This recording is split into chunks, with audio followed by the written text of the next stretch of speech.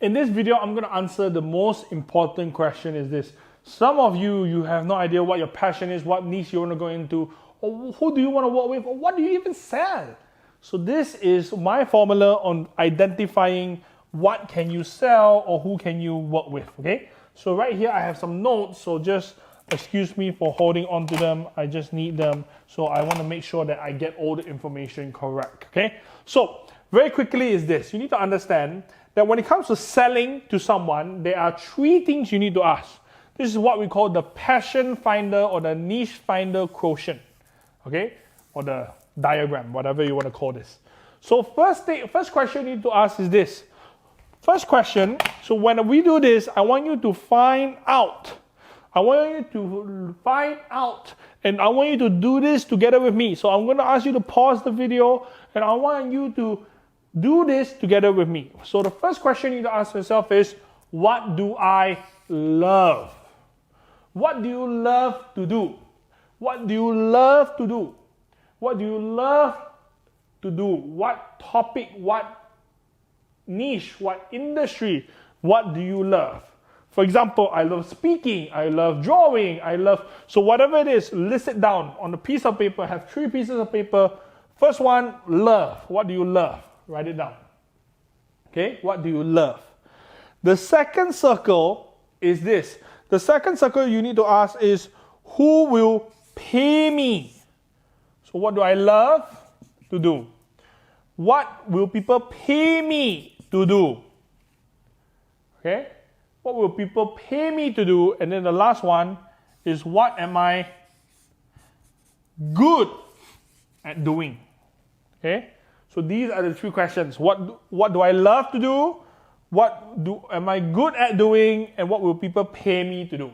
Okay, so you will have a list of all of this. So let me go through with you this. If you love something and you're good at it, but nobody's going to pay you for it, then you are broke. Okay? If you are good at it, people will pay you for it, but you don't love it, you are miserable.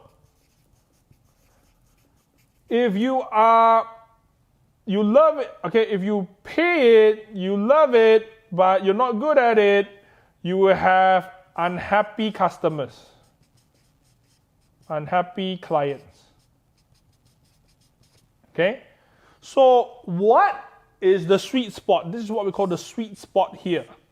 The sweet spot is you find something that you love, you're good at, and people will pay you for. This is what we call your niche. Okay, your niche. So what I want you to do is pause this video, write down as much as you can. What you love, what you're good at, and what people will pay you for. And I want you to cross-reference and find out which one is you love and you're good at. Which one is you love and people will pay you for. Which one is pay and good. And which one is here. The sweet spot right here. And once you can find that, that is your niche. And that is who you work with. Okay? This is very, very important, because if you understand this, then this allows you to then move on to the next step. The next step is what? The next step is this. You need to understand that most of us, we are very fixated on trying to find our passion in life. Our passion. You go like, but David, I can't find my passion. I'm very lost. I don't know what's my passion. I want to let you know this. There's a misconception about passion. People think passion is to find something that they love and then they just keep on doing it at the same time. This is my perspective of it. It may be accurate. It's up to you. This is my view on it. So passion is what? Passion is the fuel. Passion is the fuel. Why a lot of people say you need to find your passion? Because they believe that your passion is the fuel that when you go on this journey, the only thing that will keep you going forward is if you love what you're doing, then that is the only thing. Well, the thing is this. I personally, throughout my journey, I realized this, is that what I tend to look out for is, instead of the passion, what gives me the most fulfillment. Okay? Or happiness. Fulfillment, which means happiness. Okay? What gives me the most fulfillment or happiness? So I noticed this is that most of us, what we tend to do is that when you keep on trying to focus the passion and you don't find it, you end up doing nothing. Whereas most of us here, we have something that fulfills us, that keeps us happy. And that thing usually is, if I were to draw it here, it is always the destination. The destination. Okay? So the destination, let's say this is a mountain. So that we are, like when you climb to the mountain, the top of the mountain, you're fulfilled, you're happy. Okay? You're fulfilled and you're happy. But the thing is this, is that just because I like to be at the top of the mountain, that doesn't mean I enjoy the process of climbing the mountain. Does it make sense? Just because I like to climb to the top of the mountain, that doesn't, like I want to be at the top because I'm at the top, I can see the whole world. It gives me fulfillment. It gives me love, it makes me happy, it gives me love, it gives me fulfillment. But the thing is this, when I start from the bottom and I climb up all the way to the top, do I enjoy it? No. You don't enjoy it.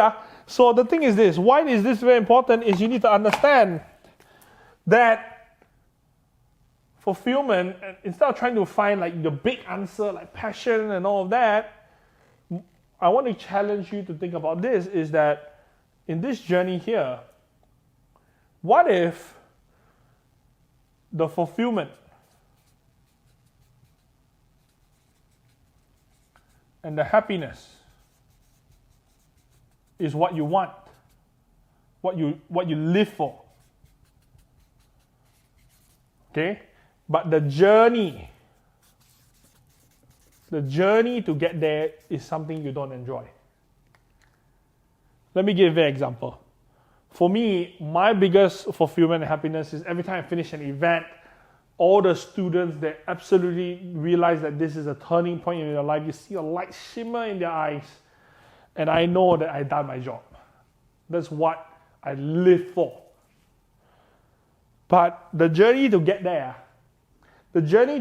where I need to do webinars, I need to do ads, I need to get a bunch of idiots to heckle me online, I need to build a team so that I don't do everything on my own. That journey is not enjoyable. So what if the journey or the process is something that you don't enjoy? That doesn't mean you shouldn't do it, What if the process you don't enjoy? So if I don't enjoy the process, for example, in business, a lot of entrepreneurs, they hate doing what? Paperwork. Right? Let's say paperwork. So what do? You outsource it. You build a team. You get someone else to do it. So what if the answer to finding your passion is to discover what fulfills you and what makes you happy, what you live for, and to understand that the process to get there, it may be something that you may not enjoy. And because you don't enjoy it, the whole point is to build a team. To build a team to do what you don't like to do so that they can help you get to the top of the mountain. If you think about climbing a mountain, now when you climb the mountain, when you go climb the mountain, we all want to be at the top of the mountain. It's very fulfilling, it makes us very happy. But do we enjoy lugging 30 kilos of baggage up the mountain? No. So what do? We hire a porter. The porter, the guide will help us carry the stuff. It will lighten the load. It will make the journey easier. It will make the journey easier, less painful, the process more easy. And how do you do that in business? Is you do the same thing, you build a team. And that team brings you up to the destination where you want to go. So what if the secret is not finding the ultimate purpose or the ultimate passion? If you enjoy the whole process, that's the best thing, but not all of us will find it. So what you need to do is this: find what fulfills you, what makes you happy. Find that moment that you live for. And then understand this, that you may live for this moment, but the journey to get there, the process to get there, you may not like it. You may not like it, but you live for it. So what you do is you outsource it, or you build a team to make the process or the journey easier, to lighten the load so they can get to what makes you happy. That is my secret and my point of view to finding the passion, the niche, and who you work with.